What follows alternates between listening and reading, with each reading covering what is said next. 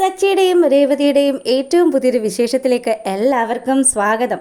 അങ്ങനെ നമ്മുടെ സച്ചി ആണെങ്കിലോ ഒരു കൂട്ടുകാരനെയൊക്കെ കൂട്ടി വീട്ടിലേക്ക് വരികയാണ്. ഈ സമയത്താണെങ്കിലോ രവി ചോദിക്കുന്നുണ്ട്, അല്ല എന്താ ഇതാരെയും വന്നിരിക്കുന്നത്? അതെ അച്ഛാ, എൻ്റെ കൂട്ടുകാരനാണ്. ദേ ഞാൻ ഒരു കാറ് കൂടെ വാങ്ങിച്ചല്ലോ. അപ്പം ഞാനിപ്പോൾ വലിയ കാറ് മുതലാളിയൊക്കെ ആയതുകൊണ്ട് എൻ്റെ ആ കാറിൻ്റെ കാര്യങ്ങൾ ഇവനെ കൊണ്ടങ്ങ് കൈകാര്യം ചെയ്യിച്ചാലോ എന്ന് ഞാൻ ആലോചിക്കുകയാണ്. അതുകൊണ്ട് ഇവന് എൻ്റെ വണ്ടി റെൻറ്റിന് കൊടുക്കാമെന്നൊക്കെ ഞാൻ കരുതി. അപ്പം ഇവൻ കറക്റ്റായിട്ട് ഓടിയിട്ട് കൊണ്ടുവന്ന് തന്നോളൂ എന്നൊക്കെ പറഞ്ഞു. അങ്ങനെ ഇവർ സംസാരിച്ചു കൊണ്ട് നിൽക്കുമ്പം രവിക്ക് വലിയ സന്തോഷമൊക്കെ ആയി. രവി പറയുന്നുണ്ട്, സച്ചി എന്തായാലും നീ ആ ഒരു കാറിൽ നിന്ന് ഇപ്പം വേറൊരു കാറ് ഉണ്ടാക്കിയില്ലേ, അത് തന്നെ വലിയ കാര്യം തന്നെയാണ്. എന്തായാലും നീ വലിയൊരു കാറ് മുതലാളി ആവട്ടെ എന്നൊക്കെ പറഞ്ഞ് സച്ചി ഇങ്ങനെ സന്തോഷിപ്പിച്ച് ഇങ്ങനെ വർത്തമാനം പറയുമ്പോഴത്തേക്കിനും സുധിയും അതുപോലെ തന്നെ ശ്രുതിയും അവിടെ നിൽക്കുന്നുണ്ട്. രണ്ടുപേരും ആണെങ്കിലും ഈ വാക്കുകളൊക്കെ കേൾക്കുമ്പോഴത്തേക്കിനും അവർക്ക് ശരിക്കും ദേഷ്യം വന്നു. ഓ വലിയൊരു കാറ് മുതലാളി, അതെ ഇതിലൊന്നും വലിയ കാര്യമൊന്നുമില്ല, എപ്പോൾ വേണമെങ്കിലും ഇതൊക്കെ കൈവിട്ട് പോകാവുന്നതേ ഉള്ളൂ, ഓടിക്കുന്നവൻ്റെ കയ്യിലിരിക്കും കാര്യങ്ങളെന്നൊക്കെ പറഞ്ഞ് ചന്ദ്രമതി ഉൾപ്പെടെയുള്ള ആൾക്കാർ നമ്മുടെ സച്ചിയെയും രേവതിയെയും ഇങ്ങനെ തരം താഴ്ത്തി സംസാരിക്കുമ്പോഴത്തേക്കിനും അമ്മേ എത്രയൊക്കെ വന്നാലും 10 പേർക്ക് ജോലി കൊടുത്താലും ഒരാൾക്ക് ജോലി കൊടുത്താലും അത് നല്ലൊരു കാര്യം തന്നെയാണ്, അത് ചെയ്തത് അഭിനന്ദിക്കുക തന്നെയാണ് വേണ്ടതെന്നും പറഞ്ഞ് രേവതി നമ്മുടെ ചന്ദ്രയോട് മറുപടി പറയുമ്പോൾ കാണാം കുറച്ച് ദിവസം കഴിയുമ്പോഴത്തേക്കിനും നിങ്ങൾ പിച്ചച്ചട്ടി എടുത്ത് നടക്കുന്ന ഒരവസ്ഥ അത് ഞാൻ കാണേണ്ടി വരുമെന്നൊക്കെ പറഞ്ഞു.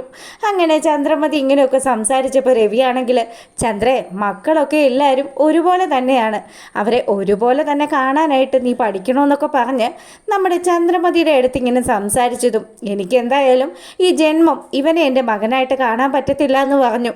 അങ്ങനെ ഇവിടെ ഈ ഒരു സീനൊക്കെ കഴിയുമ്പോഴാണെങ്കിലോ പിന്നീട് നമ്മളെ കാണിക്കുന്നത് നമ്മുടെ സുധിയാണെങ്കിൽ ഇരുന്ന് ഭയങ്കര ആലോചന. തൻ്റെ കടയിൽ വന്ന് തന്നെ പറ്റിച്ച് സാധനങ്ങളും ഒക്കെ ആയിട്ട് കടന്നു കളഞ്ഞല്ലോ ഒരു വിരുദ്ധൻ, അവനെ എത്രയും പെട്ടെന്ന് തന്നെ കണ്ടുപിടിക്കണം. സച്ചിയാണെങ്കിലും ഓരോ ദിവസം ചെല്ലും തോറും ഇങ്ങനെ ഉയർന്നു വരികയാണ്.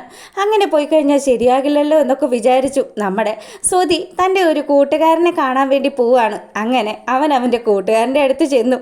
ഈ സമയത്താണെങ്കിൽ കൂട്ടുകാരൻ ചോദിച്ചു, എന്ത് പറ്റി, എന്തെങ്കിലും പ്രശ്നം വരാതെ നീ എന്നെ തിരക്കി ഇവിടെ വരില്ലല്ലോ, എന്താ കാര്യമെന്ന് തിരക്കുകയാണ്. അപ്പോഴത്തേക്കിനും സുധി പറഞ്ഞു, എടാ എനിക്കിപ്പോൾ ഭയങ്കര സമയമോശാടാ, ഒരു രക്ഷയില്ല, ഞാൻ ആ ബിസിനസ് തുടങ്ങിയിട്ട് അതിൽ വരെ ഒരുത്തൻ എന്നെ ലക്ഷങ്ങൾ പറ്റിച്ചു, അങ്ങനെ മൊത്തത്തിൽ ഞാൻ പെട്ടിരിക്കുന്ന ഒരു അവസ്ഥയാണ്. നീ അന്ന് പറഞ്ഞല്ലോ ഒരു ജോത്സ്യനുണ്ടെന്നും അയാളെ പോയി കണ്ടു കഴിഞ്ഞാൽ അയാൾ എല്ലാ കാര്യങ്ങളും നമ്മുടെ ഭാവി ഉൾപ്പെടെ പ്രവചിക്കുമെന്നൊക്കെ പറഞ്ഞതല്ലേ, അങ്ങനെയാണെങ്കിൽ നമുക്ക് രണ്ടുപേർക്കും കൂടെ പോയി അയാളെ ഒന്ന് മീറ്റ് ചെയ്താലോ എന്ന് ചോദിക്കുകയാണ്. അപ്പം ശ്രുതിയാണെങ്കിൽ കൂട്ടുകാരനോട് ഇത് പറഞ്ഞതും കൂട്ടുകാരൻ പറയുന്നുണ്ട്, എടാ നിൻ്റെ സമയം നോക്കാനായിട്ട് നീ ഇനി ജോത്സ്യൻ്റെ അടുത്തൊന്നും പോവുമൊന്നും വേണ്ട, ഞാൻ പറഞ്ഞു തന്നാൽ മതിയോ, നിനക്കിപ്പോൾ നല്ല സമയദോഷമാണ്, നിനക്ക് കഷ്ടകാലത്തിൻ്റെ അങ്ങേയറ്റമാണെന്നൊക്കെ പറഞ്ഞ് ഈ കൂട്ടുകാരനാണെങ്കിൽ നമ്മുടെ ശ്രുതിയെ കളിയാക്കുമ്പം എടാ തമാശ കളിക്കരുത്, ഇതെൻ്റെ ജീവിത പ്രശ്നമാണെന്നൊക്കെ പറഞ്ഞ് ശ്രുതിയെയും കൂട്ടിയിട്ട് കൂട്ടുകാരനും അവർ രണ്ടാളും കൂടെ ജോത്സ്യൻ്റെ അടുത്ത് ചെല്ലുകയാണ്.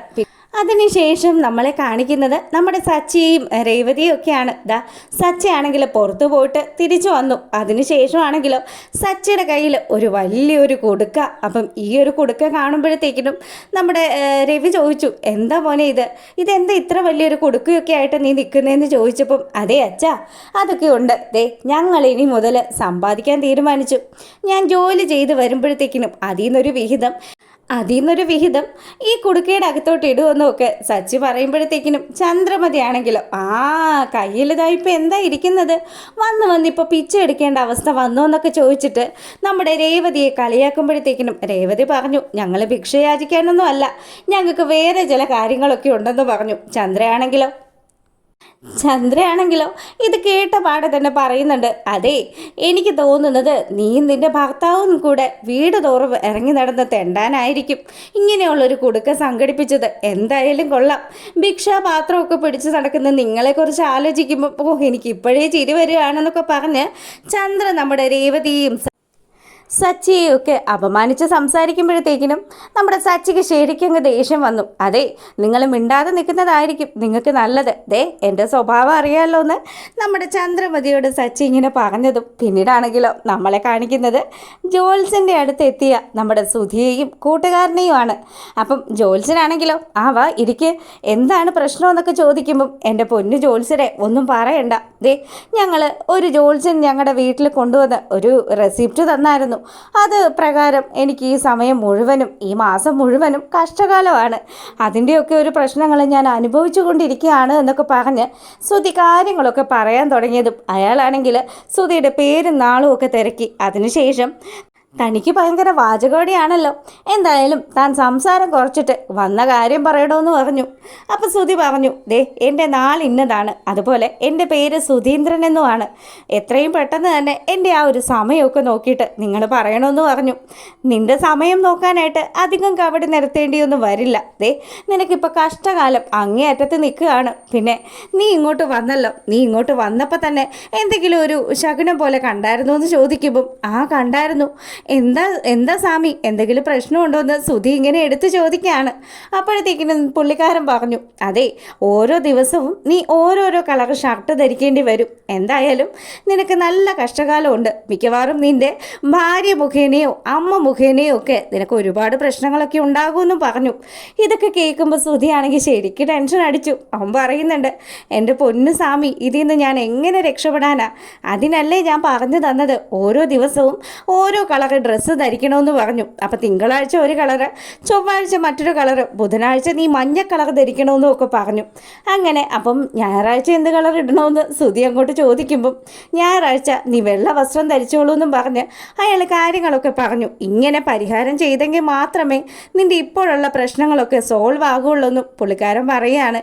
അങ്ങനെ സുധി ഇയാൾ പറഞ്ഞ കാര്യങ്ങളൊക്കെ ആലോചിച്ചു. അല്ല തിരുമേനി, ഞാനിപ്പോൾ ഈ ഇട്ടുകൊണ്ട് വന്നിരിക്കുന്നത് അതൊരു ചുവന്ന കളർ ഡ്രസ്സാണല്ലോ, ഇത് ഞാൻ ഇട്ട് കഴിഞ്ഞാൽ എന്തെങ്കിലും പ്രശ്നമുണ്ടോ എന്ന് ചോദിക്കുമ്പം നീ ഇങ്ങ് വന്നേ, ഇപ്പം തന്നെ ഇത് മാറ്റിക്കോണമെന്ന് പറഞ്ഞ് പുള്ളിക്കാരൻ അവിടെ ഇരുന്ന ഒരു മഞ്ഞ കളറിലെ ഒരു മുണ്ടെടുത്ത് നമ്മുടെ സുധിക്ക് പുതപ്പിക്കാൻ കൊടുക്കുകയാണ്.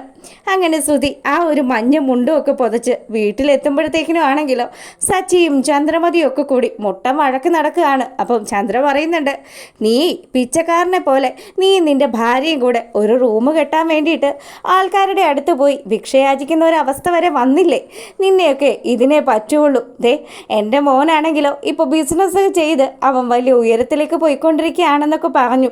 ഇതൊക്കെ ഇവർ സംസാരിച്ചുകൊണ്ട് നിൽക്കുമ്പം അമ്മയെ എന്നൊരു വിളി കേൾക്കുകയാണ്. അപ്പോൾ ചന്ദ്ര തിരിഞ്ഞു നോക്കുമ്പോൾ നമ്മുടെ സുധി ദാ മുറ്റത്ത് വന്ന് നിൽക്കുന്നു. സുധിയെ കണ്ടതും, എന്താ മോനെ നീ ഇങ്ങനെയൊക്കെ നിൽക്കുന്നത്, ഇതെന്താ നീ വല്ല സന്യസിക്കാനും പോകുകയാണോ എന്ന് നമ്മുടെ ചന്ദ്രമതി ചോദിക്കുമ്പം, അല്ലമ്മേ, ഞാൻ വന്നത് മറ്റൊരു കാര്യമൊക്കെ ഉണ്ട്. ദേ, എനിക്കിപ്പോൾ സമയമൊക്കെ ഭയങ്കര മോശത്തിലാണ്. അതുകൊണ്ട് തന്നെ ദേ ഞാനൊരു സ്വാമിയെ പോയി കണ്ടു, അതുകൊണ്ടാണ് ഞാനിപ്പോൾ ഈ ഡ്രസ്സ് ഇട്ടിരിക്കുന്നതെന്ന് ഇവൻ ഇങ്ങനെ പറഞ്ഞതും അമ്മ കുറച്ച് മുമ്പ് പിച്ചക്കാരൻ്റെ കാര്യം പറഞ്ഞല്ലോ, ദാ വന്നിരിക്കുന്നു അമ്മയുടെ മൂത്ത മോൻ പിച്ചക്കാരനാക്കാനായിട്ട് ഇവനെ കഴിഞ്ഞേ ഉള്ളൂ മറ്റാൾക്കാരെന്നൊക്കെ പറഞ്ഞ് നമ്മുടെ സച്ചി ഇങ്ങനെ സുധിയെ കളിയാക്കുമ്പോഴാണെങ്കിലും സുധി പറഞ്ഞു, എനിക്ക് നിന്നോടൊന്നും സംസാരിക്കാൻ തീരെയും സമയമില്ല, എനിക്ക് ചെന്നിട്ട് ഒരുപാട് കാര്യങ്ങളൊക്കെ ചെയ്യാനുണ്ടെന്ന് പറഞ്ഞു പോവാൻ തുടങ്ങുമ്പം രവി പറഞ്ഞു, നിൽക്കടാ അവിടെ, നിനക്ക് എന്താ പറ്റിയത്? നീ എന്താ ഇപ്പം കാവ്യ വസ്ത്രമൊക്കെ ധരിച്ച് വന്നിരിക്കുന്നത്? അല്ല, എന്തെങ്കിലും തകരാറുണ്ടോ എന്നൊക്കെ സുധിയോട് നമ്മുടെ രവി ചോദിക്കുമ്പോഴത്തേക്കിനും, ഇല്ല അച്ഛാ, എല്ലാ കാര്യങ്ങളും ഞാൻ പിന്നീട് പറയുന്നതായിരിക്കും, ഇപ്പം എനിക്ക് സംസാരിക്കാൻ സമയമില്ല, ഞാൻ എവിടെ ചെന്ന് കയറിയാലും പ്രശ്നങ്ങളാണ് എന്നൊക്കെ പറഞ്ഞ് ഇവൻ പരസ്പര വിരുദ്ധമായിട്ടൊക്കെ സംസാരിച്ച് അകത്തോട്ട് കയറിപ്പോവാണ്.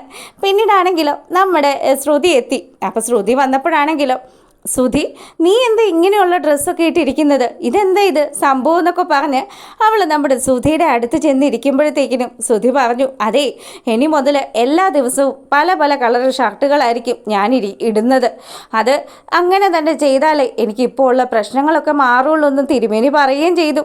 ശ്രുതി, ഓരോ ദിവസവും എനിക്ക് ഓരോരോ കളർ ഷർട്ടുകൾ അത് നീ തന്നെ കഴുകി വൃത്തിയാക്കി വെക്കണം, അങ്ങനെ പ്രത്യേക ആ സ്വാമി പറഞ്ഞെന്നൊക്കെ പറയുമ്പം, ശ്രുതി, നിനക്ക് ശരിക്കും ഈ ഡിഗ്രിയൊക്കെ ഉണ്ടെന്ന് പറയുന്നത് ശരി തന്നെയാണോ എന്ന് നമ്മുടെ ശ്രുതി ഒന്ന് ആക്കി ചോദിക്കുമ്പം അത് കേട്ട് വണ്ടറടിച്ച് നിൽക്കുന്ന ശ്രുതിയെ കാണിക്കുകയാണ്.